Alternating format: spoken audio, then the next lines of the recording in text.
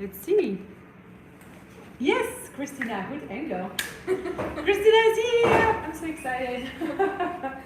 As well as a few other people, as we are in Wellington, a lot of our audience is most likely at the protest, and I wholeheartedly support them.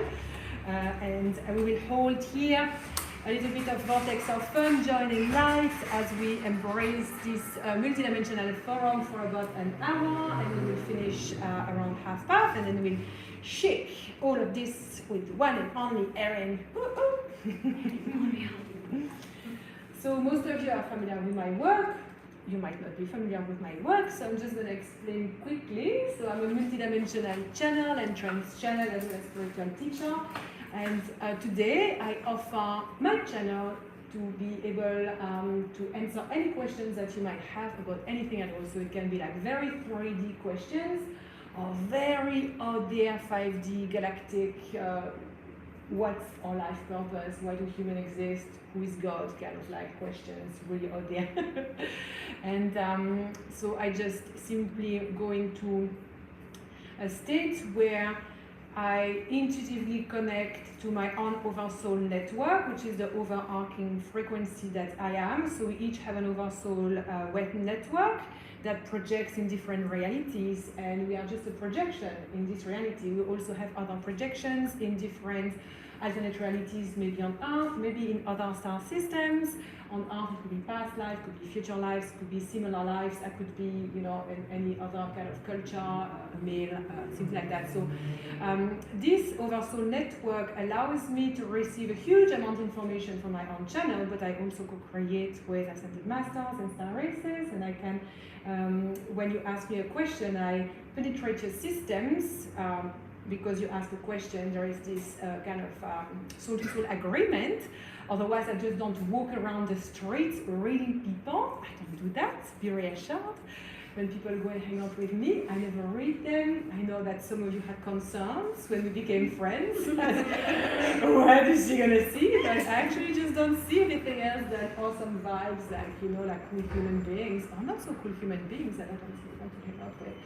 So, yes, basically in this setting, this kind of like this, okay, that's coming from you saying, I allow you to perceive beyond what I can personally perceive, because we each have many things of illusions preventing us from seeing certain dynamics that unfold in our lives, and there are always many different angles that we can take to be able to find an answer to a question that we have. So here I invite you to realize that it's just an angle of an answer, but there are many other angles that can come into your life to be able to answer this question. So it doesn't mean that what I share is the absolute divine truth of all, and that, you know, I hold the truth. It just means that I bring a certain perspective to the issue that is arising for you, or like the question that you have, and then if it lands, if it allows you to make yourself feel more open, joyful, or kind of expensive, then it means that it's aligning with the soul. If on the opposite there is a restriction of like, oh, it makes me feel scared, it makes me feel, you know, like not aligned, then it means that maybe this information is not for you right now or at all. Okay?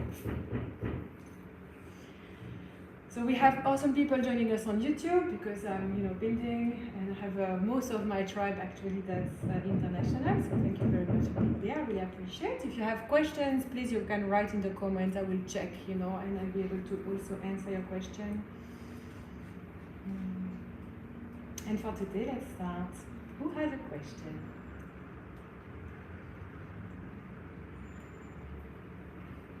Can I start? Yes, of course. Just a random guy from the street. Yes, of course. Why did my last relationship end just recently?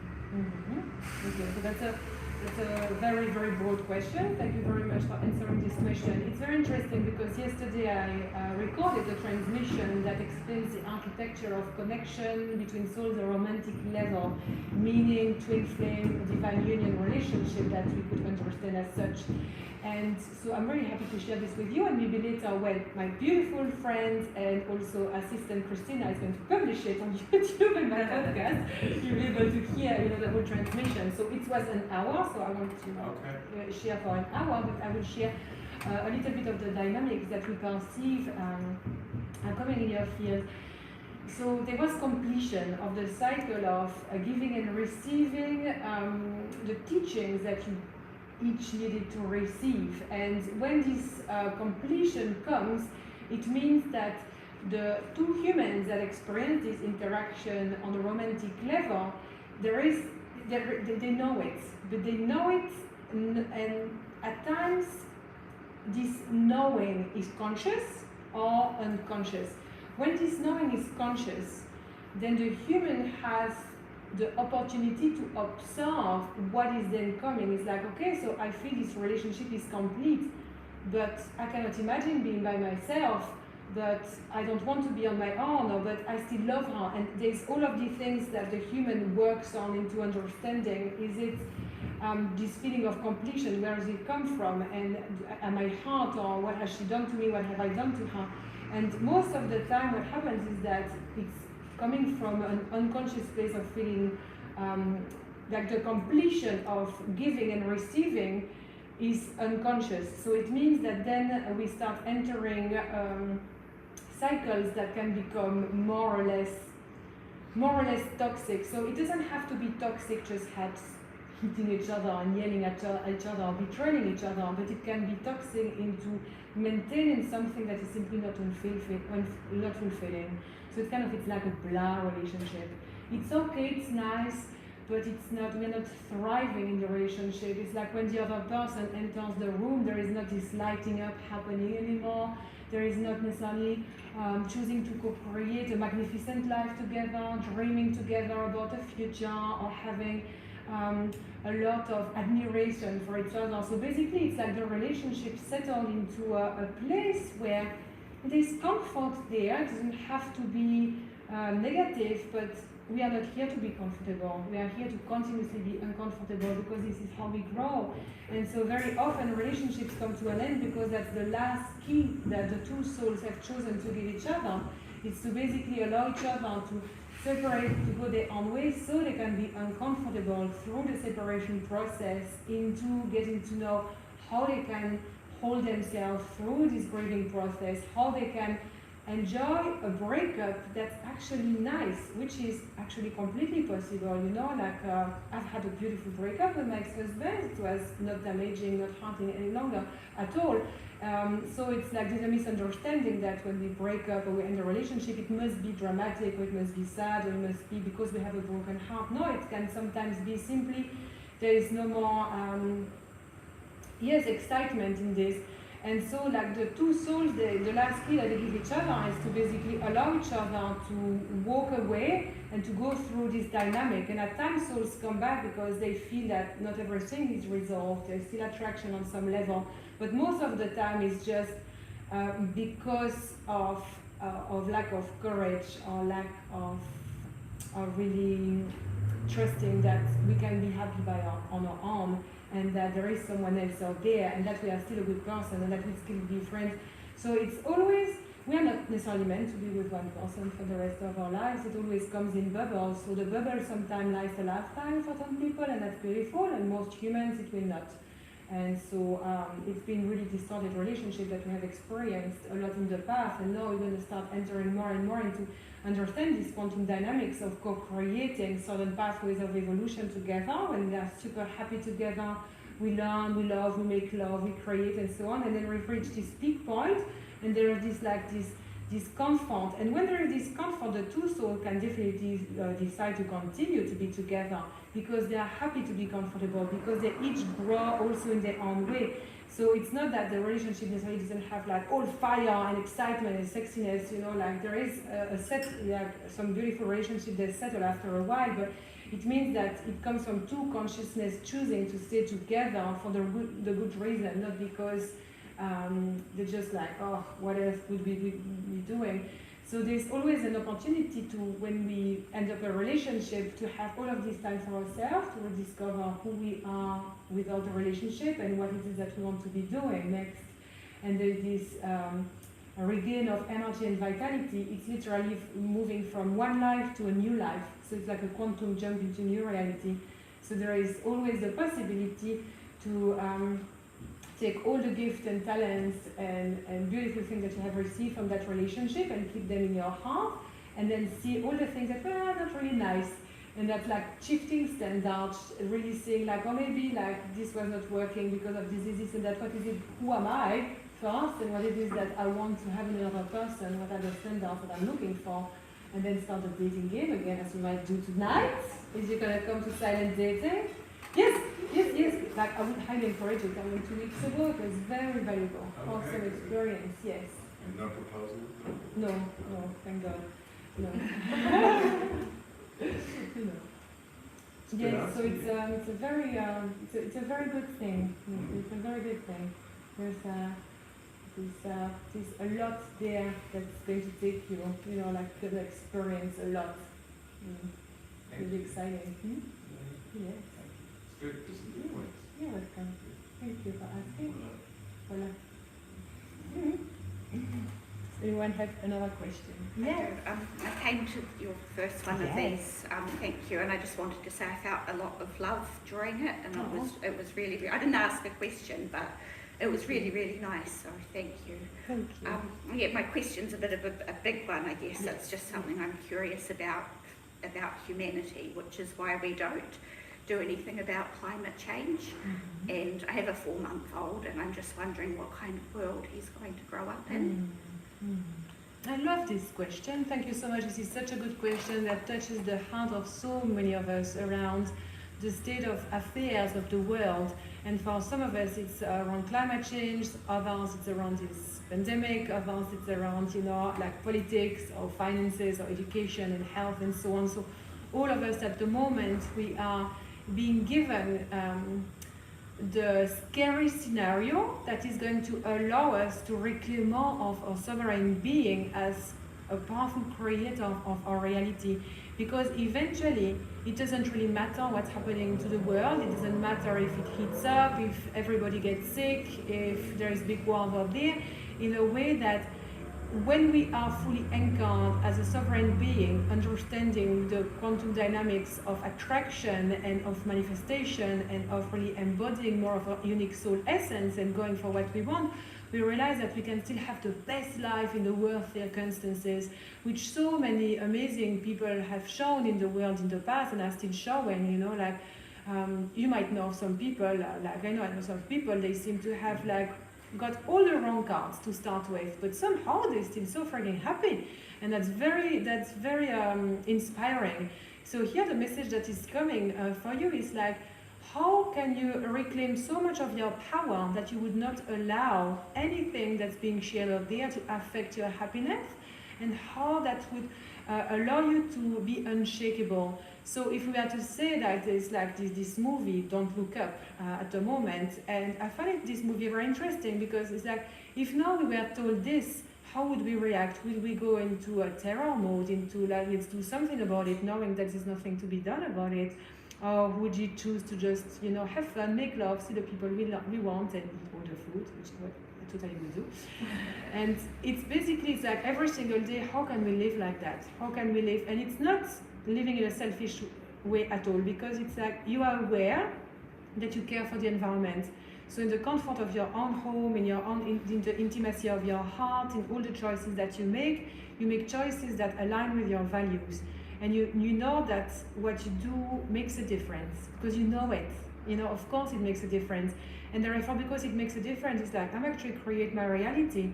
And if I do it, and I'm not gonna lose my time and energy paying attention to all the ones that are ruining the planet, because that's a huge energetic leak. It's literally if you are a rainforest, it is allowing bulldozer to rip you 2/3 of you. That's literally what's happening energetically when you allow the dramas that are happening in the world to take over like this your psyche and create so much stress and anxiety for the future. Also what is coming, and that's an important reminder, so it's that your children chose it. They chose this timeline. They know very well what's happening and they know exactly how to handle it. So very often parents worry for their kids, how can we help them? They don't need help. Yeah. They are the ones who are going to help us. Okay. They're tremendously, because they are the ones that are switched on, they are wired, they are very soul aligned, they love us unconditionally, they reassure us with their unconditional love, with their joy, with their trust in life. And it is for us not to put on them the weight of the world, because then they're going to start feeling defeated and depressed. So the Earth is fine. The Earth is perfectly fine. The Earth got it. And as a matter of fact, I watched a very mind-boggling, life-changing documentary on Gaia. I don't know if you have that channel, but I watched an episode from Mystery Teaching that was shared in 2014. And this man is basically doing lots of studies around many different science. And he did this huge study on the climate change to see like what's really going on there. And basically they got data from the ice from very, very, very long time ago, like thousands and thousands of years ago. And they realized that yes, the Earth is heating up, but it's completely normal. It's always been the case, and around 800, the Earth was much warmer than it is now. So all around the world, there was a lot less ice, and it was everywhere like much warmer. And so he was saying that actually climate change is not, it's like, yeah, it's happening normal, it is like normal. What's different is the amount of pollution and the refined CO2 that's being released in the air. So that kind of brings a question around how is the heating up of the Earth? Hello, Josephine! Sorry, my friend is here, so I have to say hello in style. And so I was really like triggered, because I was like, but what he was explaining is like, of course, we must put an end to pollution and to using and to all of this, of course. But it's like, let's be reassured into understanding that the Earth self-regulates. So if the Earth consciousness, because the Earth is a soul, like we are, apart that it's much more advanced because it creates life. So the Earth was ascended master being, many dimensions of reality and different galaxies before she reached the status of being able to be a birther of reality. So she's a goddess, she's a creatress, she's like, you know, the consciousness, the matrix herself. So she knows exactly what she's doing, and if she wanted to get rid of humans, that would happen instantly, very easy. You know, she just poof here, volcano, and we're done in 24 hours. So if the Earth wanted to do that, then she would have done it. Everything that's happening, earthquakes, like everything, like volcanoes, it's planned by the Earth. It's like she's got beings working underground for her. So the Earth, with her infinite intelligence, she regulates with the underworld, she regulates her temperature, she regulates her heartbeat, she regulates the Schumann resonance, she regulates her connection with all the systems that she has on the planet for a specific purpose. So if it's warming up now, it's because there is a reason. And one of the reasons is that in the ice, there is very ancient information that was coded there from very ancient beings that came, you know, such a long time ago, and they coded the ice, and then the ice got melted. Because one day these codes will need to be accessed to the humans, the easiest way to record yourself is through water, it's by drinking water, so we can, you know, bless the water that we drink. So now that the ice is melting, this code becomes available. They're going to be shared through the rain, through the ocean, through all the waters that get in touch with our physical body internally and externally. So we re-access remembrance that are part of our cells, deep within ourselves, of ancient times, ancient civilizations, of things that were lost, of abilities that humans had once back in the day but that have forgotten. So all of these things come together. I'm sharing this with you because hopefully I can reassure a little bit here about the fact that we are not in danger whatsoever. Yes, we need a big slap in the face around the way we treat the Earth, and I think that's happening right now. Like I see that the next generation, like my children, they are super switched on, and at school they learn about all of this, you know, they are super switched on. It's just like that, and our future, you know, kids, and the kids, it's just gonna happen. So it's just a matter of time. So what it is that you can do every day to reassure yourself, you know, every day that you wake up, how can you feel safe? Because what I perceive is that when we don't feel safe like this, which is how you shared it, which I really completely relate to, is that all of a sudden we go into like reaction modes. We're not sovereign any longer because it's like there is a danger. It's literally like with the cave, we need to hide, you know, because it's going to be like this end of the world scenario. So instead of being a creator, we are in reaction to something. And when we are reaction into something, our frequencies are very low.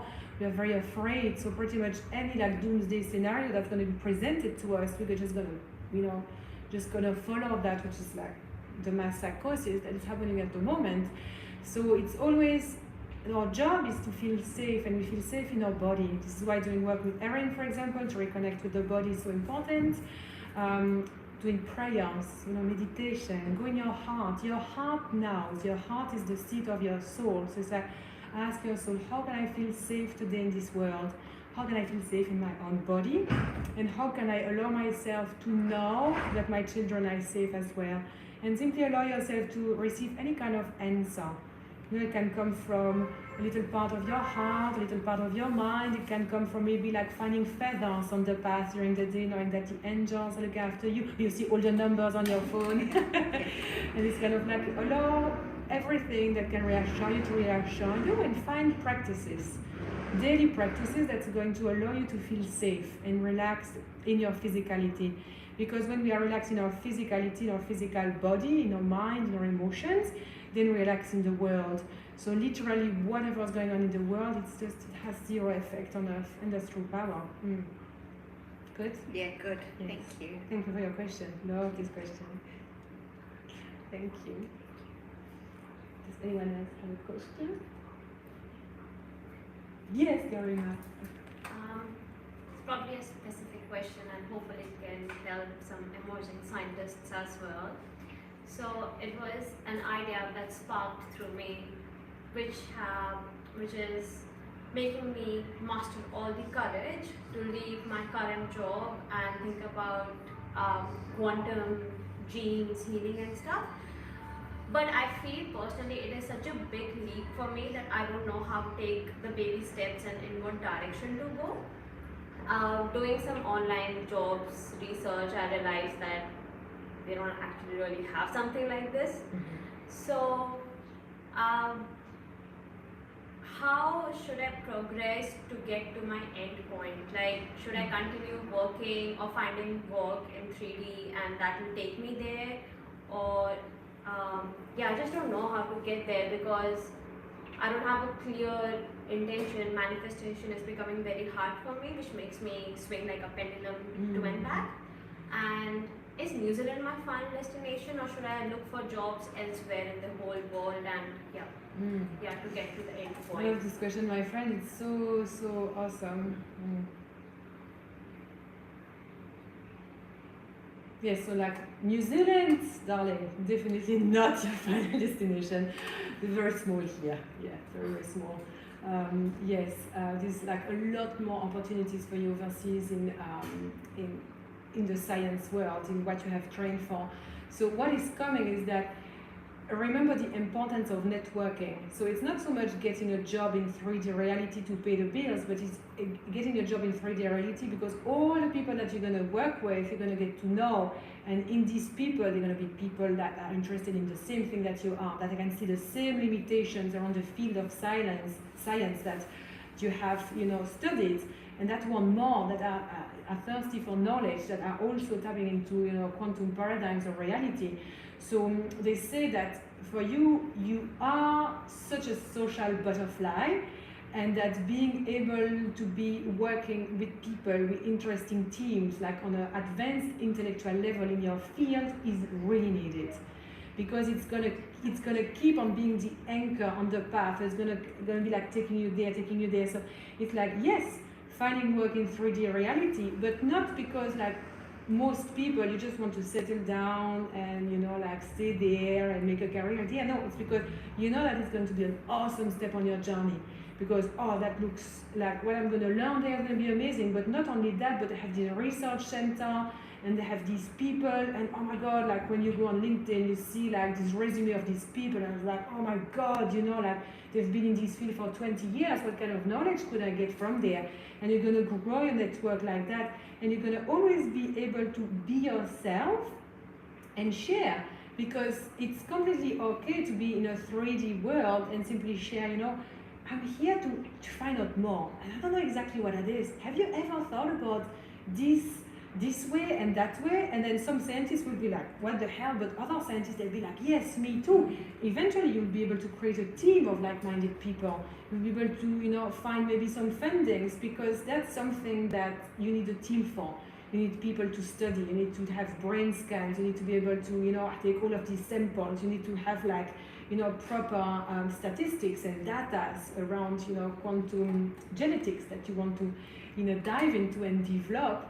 So yes, definitely, they say continue exploring pathways in 3D reality, because the only way to be able to go to our destination in 5D is to go through 3D, because we are here. So at the moment, the vision of the end destination, it already exists in the quantum, and I can see very clearly. I can see you on a stage in front of people, and you're wearing very nice clothes, and I'm there in the audience with Susie and Claire, and we're somewhere like in New York, like in New York or Washington DC or something like that, when they have very good research center, and you are very exciting, and we talk, and you tell me, oh Sandrine, I'm so stressed, I sweat a lot, tell me, do I look okay? And we giggle at the back, and I say, do you want to smoke quickly? So relax, and you're like, no. What do you say? Shh. People can't know. But I can really see you, I can see you so clearly in your element there, and you just show your papers, and you have this bunch of scientists, and they love it, and they want you more, and you write, you write all of these essays, and you get published, because all the scientists that break through, they always break through because of new ideas, but also because they have foundations, they have this recognition from their peers to a certain extent. Like I love, we all love Joe Dispenza. One day we'll go for dinner, if you're watching me. When you know him, can you please introduce us? Of course. Thank you very much. I'll get the 2 weeks retreat. 2 weeks retreat. I love it. Yes, so they all went from, working there to living that world, but they would leave that world with a bunch of people that they had met there to create something new. Because it's what I do here is very different, because I don't need to have statistics and data, I don't need to have anything on the human body, but for you need equipment, you need money, you need labs, you need all of that, and all of that comes 3D reality. So the steps is really find a job that excites you to a certain level, and that allows you to pay your bills, of course, and then see there I'm learning this, and once you feel that you are coming to completion, start looking somewhere else, start looking somewhere else. Also because romantically you're free as a bird, you don't have any attachment in New Zealand, and that's a gift. That's really a gift, because you don't have anyone kind of keeping you stuck here. So if there is a hard desire for you to go and work in another country, maybe there you'll meet other person that have, it's exactly the term that I don't know how to translate, that I was sharing with you, like a man that has a lot of knowledge and a lot of power and a lot of, like inner powers, but also that has very good network that's already established, this kind of influence as friends and possible romantic partner. So it's this kind of opening up this. So it's nearly you came to New Zealand as a huge step from everything that you knew from India, and you became this amazing woman that you are now. And the cycle in New Zealand will reach completion when you feel it in your heart, and then you will know it's the time to go somewhere else, and the excitement will grow, and the world will open again, and you'll be able to go like that. So the dynamic is perfect. I can see it very clearly. I feel my completion is literally coming, Yeah. month maximum 3 months. Yes. Okay, Yes, I know before you leave.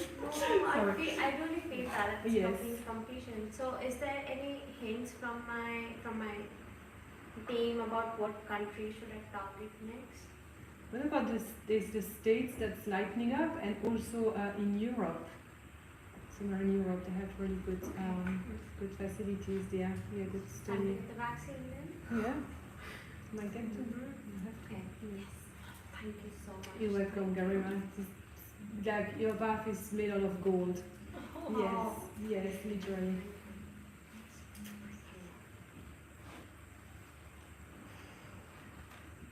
Does anyone have a question? Yes, Christina. I would like some information or advice about how to integrate a 13-year-old into my life. Are you a 13-year-old or someone It's else? my partner's daughters come and is living with us just recently, and I guess I'd like to know how to maybe connect more to her as a soul and what we're there to give each other, because obviously we've come to each other for a reason. And yeah, also how to like integrate in each other's life with more ease, and like I get triggered quite a lot, and how to move through those triggers without affecting everyone in the house.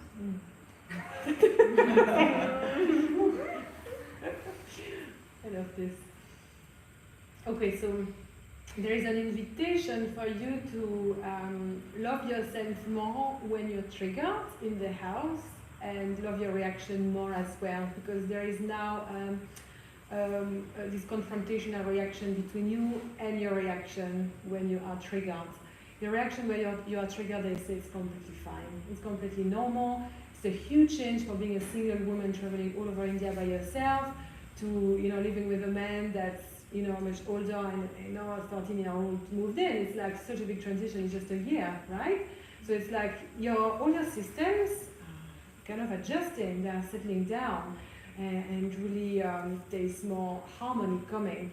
So they say like, how can you be okay with the fact that you're triggered and find some sense of humor around this? Like talk about your human. I was like, oh, my human is so triggered, and find a way to communicate that with them so they understand that there's something that you're really processing and that you're not happy with, and that maybe they can come forward a little bit and you can come forward as well. So they say it's like the triggers are there for a reason, because there are some boundaries that you need to keep and that you need to be able to have, and a lot of me time. You're someone who needs a lot of time for yourself and to hang out with your friends, and so it's always keeping that and making very clear that it's important. And the more you can, so it's like you're growing into becoming a wise woman rather than a young woman. Mm-hmm. Now it's like really growing into a wise woman and asking a question, what would love do in this moment? Maybe love would say, well, I'm really unhappy with what's going on at home right now, and love says, I don't want this because I love myself enough not to want to put myself through that, and then that's great, and you know the direction you can take. And maybe love would say, oh, look here, you're a bit too much maybe right now. Like, can you mellow down a bit and can you relax? Is that important that, I don't know, like the chores are not done or whatever, that, there's a lot of noise in the house, can you mellow down? And so ask your question, like what love would do right now. And so it's going to allow you to be more at ease with the triggers, because, sometimes it's like, more boundaries needed, and sometimes it's like, just relax, it's fine. So it really depends on the circumstances. And then the other part of the question, so they say, like, from what I perceive with this beautiful, stepdaughter that you're talking about, that she's really looking at having some feminine point of reference that she can admire and respect and can have awesome times with. She's not looking for a mother because she has one already and she has conflicting, dynamics with her mother. So she's not looking at someone who's going to parent her. So really good to leave that to that, because that's her father, that's his role. So every time there is parenting needed, you can just, set your boundaries and say, we talk about it to that, because that's your dad, he takes his decisions. I'm not quite sure how to handle this situation, so maybe let's talk to your dad. So she can see that you're not there to parent her. What she's looking for more is maybe like someone that eventually she can trust to become a confidant.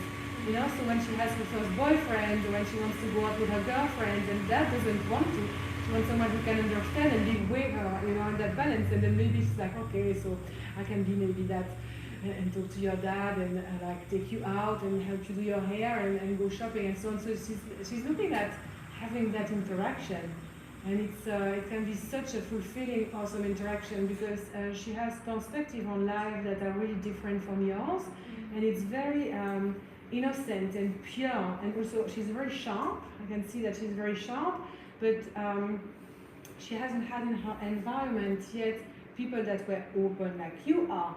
So at the moment it's a little bit like, oh, Christina's very different, isn't it? So talk more about your story with her if she's interested. Sometimes you can share each other's stories from the past and you can share a little bit, like maybe not the crazy banters, but you know, like important moments that you know you had when you traveled in India and things like that, and the type of work that you do for work, and see how she catches and the question that she asks, because it's gonna help her open her horizon, and it's gonna be like, oh my god, I really have the best stepmom on the planet, like, and she adores you, like she really, really likes you so much. So like spending quality time with her, having your own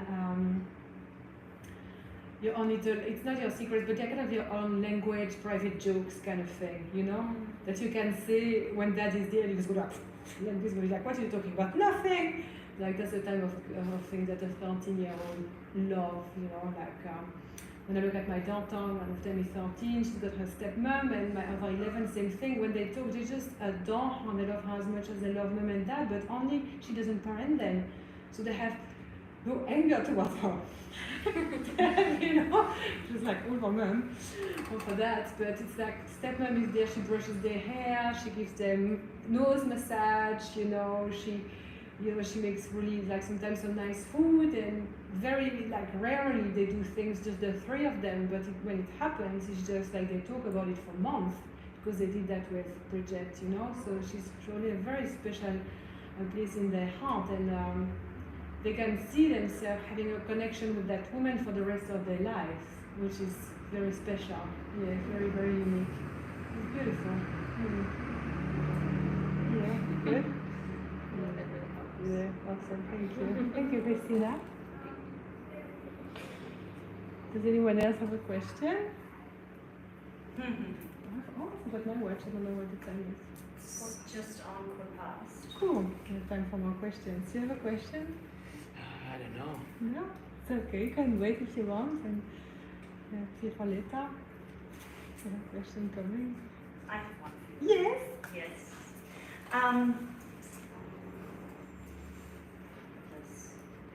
I have a very difficult sister reality. So my half sister has gone through a lot of things mentally, and as a result, I've very much stepped back and allowed her to be the person that she is, and not allowed that into my energy space. And I'm starting to get the feeling that actually, that there is actually an opportunity there to do something that might help her.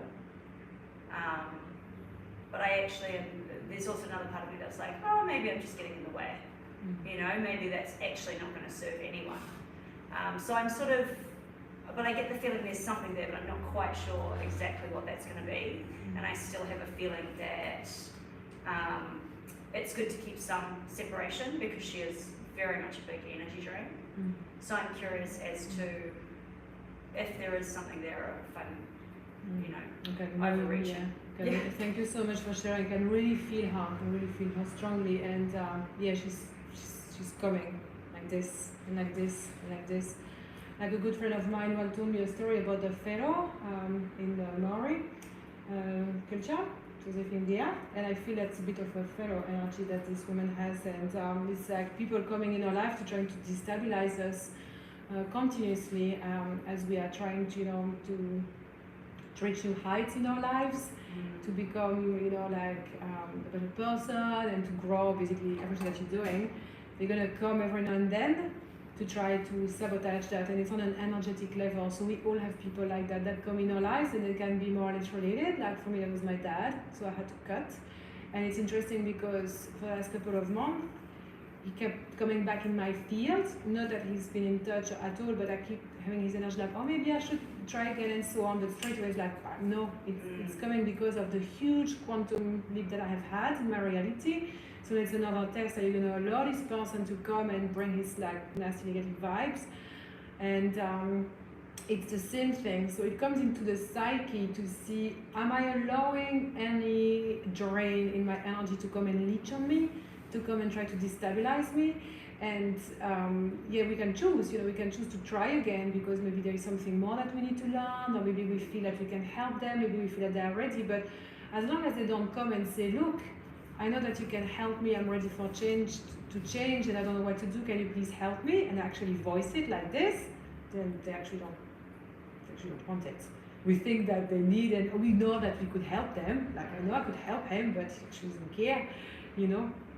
So I can really feel this energy with her. Like, and it's always like interesting dynamic because we can love them and we can respect them, but it's like we love ourselves also. And first and foremost, and it's like for my own well-being, I draw the line there. And it's when so many toxic relationships could end. So many levels, siblings, parents, partners, friends. It's like all of these people have all of these huge identity cliques because they feel sorry for someone, you know. They could help, they might help, you know, I can help them, it's actually they don't want it. They're just there like leeching on, you know, like this. Well, love and light, you know, and we keep the interaction to the bare minimum. So for some of us, it's like cutting it completely. For some, it's like meeting every now and then, family reunion, like for coffee. But there's not so much more like, you know, involvement. But yes, is that okay? Yes. Yes. It's a little bit like, shh, but I know you can take it. No, I've been very harsh in that environment, so I cut it a lot. But then I'm aware of what's still going on there, and yes. yeah, and she definitely, you know, social media is a Yes. great little way for people to feed into. Oh, yes. So yeah. Yes, oh my god, I blocked my own father after some comments. I won't tell you this, but yeah, very interesting. I feel very good. Thank Very happy. Thank you, Erin, for this question. I'm sure it's gonna say many people like, oh, but I don't want to. It's like, it's not because you don't want to, that's not necessary. It's how we grow courage and power and strength, and so we shift. Yeah. Do you have a question? Do you have a question? No. Do you have a question? Oh, why not? I don't really quite know how to form it into a question though. I think. Alright, so how do you go about trying something brand new because you know you need the experience to help with other things that you know need balance, right? Like for instance, you've been so independent for so long, you get to the point where you resent it. So someone comes along to kind of help you with your codependency stuff, and then that kind of just keeps triggering you. And so you've got that knowing what it is. So something has happened, something's come into your life, you know what it means for your growth, but then also there is stuff happening in the heart space where you would love it to be a particular way, but you don't want to influence that person's decision or violate their right to free will while standing up for what you want in your space. And so that independency and codependency kind of gets shoved aside because that whole free will umbrella kind of takes precedence. Because at the end of the day, we can definitely share our feelings and our needs, and that's all come away. But that person is totally allowed to do what they want with their life. However, when you are sharing a life, how do you cope with that then? Such a beautiful question, such a deep question. I'm just gonna tune in for a moment because as soon as it's like, I don't know. And then from Josephine, the last question of the last day. So let me tune in for a moment and see what the guys have to say. They say that they absolutely love hearing about this because it's very much like you have been so aware of all manipulation tactics that you might have been using in the past, consciously or more or less unconsciously, and are really standing at a much higher level of sovereign identity, which is, I'm not here to manipulate anyone. So there's this flirtation with like, it would be so easy. It's so easy because I will get what I want. Isn't this manifestation of my dreams? But that would be manipulation. So all of this flirtation. So they say that it's exactly entering the vortex of creator consciousness because this tension is temporary. So it is only when you end up removing all hooks of manipulation that the relationship will this tension will eventually go. And so they are some that remain there that are not so much towards you consciously manipulating him or the relationship, but it's manipulating yourself, they say, into saying, what are still some shadow parts of myself that I keep here because it's a protection, and that's a protection, and that's a protection. And therefore, that's a manipulation of me showing my light. Me showing my light is expressing my voice, is expressing my divine will to create a relationship, is me spacing the potential of opening up my heart so much by removing these hooks and these shadows and defense mechanisms so like unevocably, whatever the word is, like that at once, that there's just light shining through, and this man there will have no other choice than to see and feel what it is that I want on an energetic level, on a heart level, without any words. So it will be absolutely clear for him, so it will be blinding. And in this light, he would say, I'm going for this light, because this light is so attractive. This is this light that I want. It's like, oh, this light is so bright, it's showing me so much here, not ready for it, I'm out. And so eventually that's the process, that is like the tension that is here at the moment is like, I can only see three things that you will pick up. It's like 1, 2, 3 there. And as soon as you go like this, it's going to be like, but then the man will feel it. And it's really like the opening of the vulnerable heart into expressing the more profound desire that you feel of this potential in the relationship.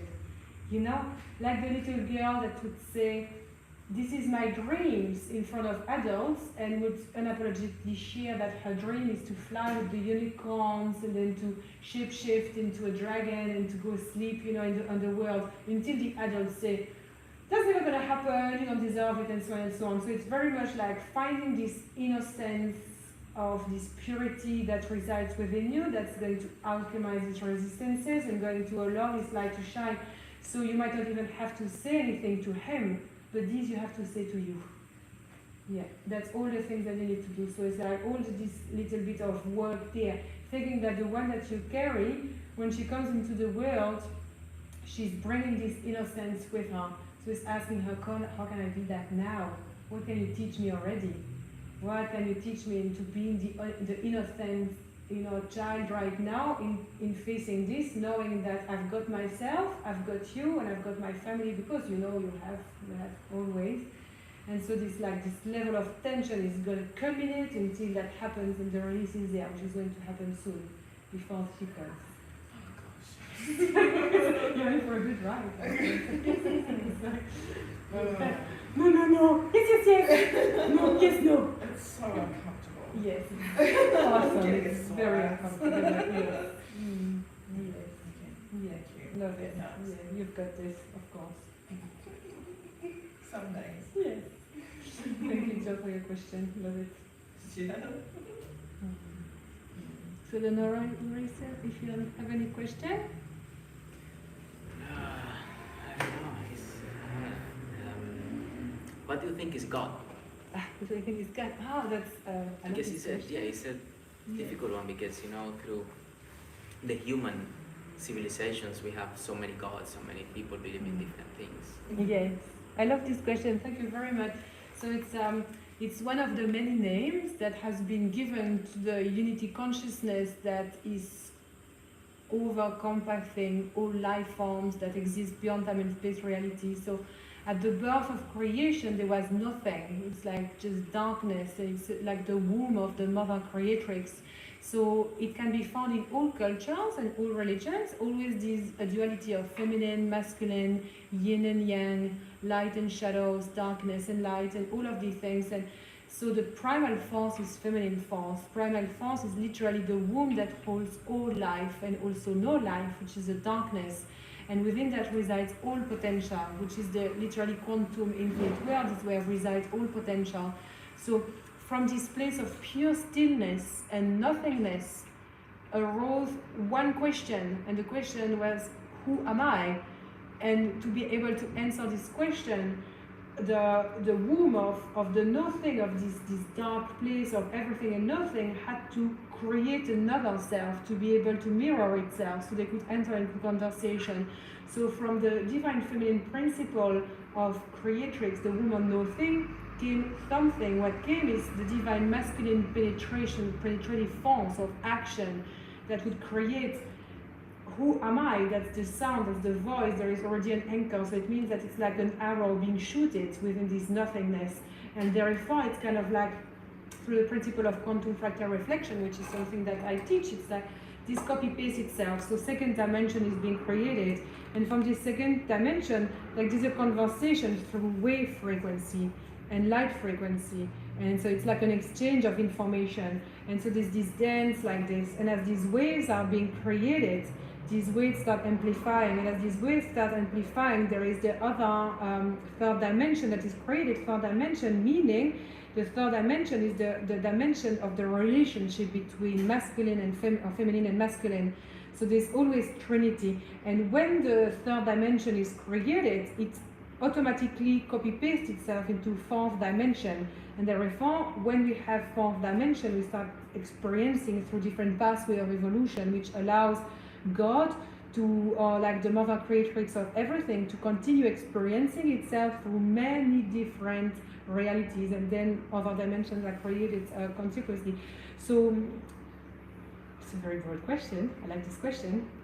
Could talk about it for the rest of my life. Yeah, it's a difficult one. Yes, and so it's all religions, all everyone always represents or talks about one facet of God. So like if imagine that it's a tennis ball, right? You have this tennis ball here, I'm standing right here, so what I perceive from God is from this angle. So I'm just gonna talk to you guys from this angle of perception. And this is how religion are created. Like this one dude that has connection, this one dude create a religion saying this is how God is. God is this way, and these people, they don't have that connection, so they're gonna start believing, oh my God, yes, I believe in this, God is like that. But then after a while, it's like, oh, it doesn't really make sense. And of course it doesn't make sense because they need to be plugged into their own sovereignty to have this direct access themselves. So it's like religion, they only come from different angles. So there is one unity consciousness, which is actually a network of information. It's not a place, it's not a destination, it's not a time, it's not, there's no time and space, it's literally like a web. So unity consciousness is a web, it's literally like a spider web, like a multidimensional spider web where information travels between different multiple realities at a time. And this huge web of information holds all information with no time and no space. So it's a bit mind-boggling, but it means that we have information about the whole that we are here, in the past, in the future, in this current reality, other reality, in other star system at each and every moment, because we are that consciousness. We are God consciousness ourselves, because each and every one of us, we have, so like this consciousness creates different angles of perception to be able to understand itself. And through these different angles of perception, to be able to understand itself, it's going to start creating different frequencies. Okay, so here we're going to have, so I'm going to put it into human worlds, right? Oh, we're going to have the frequency of artists. We're going to have the frequencies of scientists. We're going to have the frequencies of people who love devotional practices. Frequency of people who like more like kind of shadow play, you know, like kind of like maybe the badass one, you know? And all of this. And so all of these are kind of like bigger architecture of projections that each has their own projections, and we are that. So as far as we go, we realize that we are simply a projection from God consciousness, and we are simply returning back to God. So when Jesus Christ, for example, was talking about the fact that he was as one with the Father, with God, it's because he had merged completely with his own oversoul network, but his own unique one. He had all information about his own oversoul network. He was in a bliss state constantly, that he knew that he was a multidimensional being. He could control atoms, he could control energy, he could control everything, because there was no more boundaries between him and his God self. So the journey that we are all on is to be able to remove all boundaries that prevent us from realizing that, from being God, that we are God. And every boundary that's arising in your mind right now, saying that I cannot possibly be God, it's impossible, like this is really not humble to think like this is bragging, this is having an ego and things like that. All of that are limitations coming from belief systems that were ingrained during childhood through religion, saying that we are not God, that we must look at something outside of ourselves to give us the truth, that we must find something outside of ourselves to make us feel valued, to make us feel good about ourselves, to make us feel, and like everything is about control. So all systems on planet has been built for controlling people, because there is nothing more dangerous than a sovereign being living according to his or her own free will, because that person is uncontrollable, that person is literally God itself, that person can command miracles, can multiply food, can teleport, can biolocate, can heal instantly. So we are not dependent on any food, health system, any science, we're not dependent on anything. So as a matter of fact, a sovereign being is the most dangerous thing to this society, because the society would crumble down instantly if each and every one of us would instantly be coming back to our God selves, because we would not rely on anything that has been created. Like we would not need anything any longer, we just create it all. And so that's the journey that we are each on, and that's what humanity is coming back to it. And there are many different ways of doing it. Many of us are coming back to understanding that we are on God's self, by going through profound healing journey, like working a lot in the shadow world and alchemizing and healing. Other people are going to start looking into developing psychic abilities and things like that. Other people are going to start meditating, doing yoga, looking after their diet, or simply many people they're just trying to be a better person. And that's all there is. They're trying to be more loving. And that's literally being anchored in the God self. After all, it is nothing complicated. It's being able to live life with love in the heart, and to give it and to receive it as much as we can. And that's pretty much how we can come to understanding what God is according to what I share personally. Yeah? Does that help? Thank you. Yeah, you're welcome. Thank you for the question. Loved it. Wow. Thank you very much. So when I think about it, like it's like, you know, so many amazing, like in India, Maori culture, you know, ancient Greece, ancient Egypt, you know, so many gods. I've always loved it, you know, when I was a little girl and I would read about legends like this, like, how come I was not born in a culture that has so many of them? Because it's freaking cool. To me, it makes so much more sense, because it's literally, God is literally represented to so many different fractal selves. And it's always tragic and very, very weird and creepy. And it's amazing. I love it. So I love, you know, learning about all perspectives of gods from other cultures. Yeah, it's awesome. Thank you very much for joining. Thank you for joining to the last one today. I love you all. And now we're gonna dance with Erin. If you want to stay, if you cannot stay, that's also very good. And we'll catch up another time.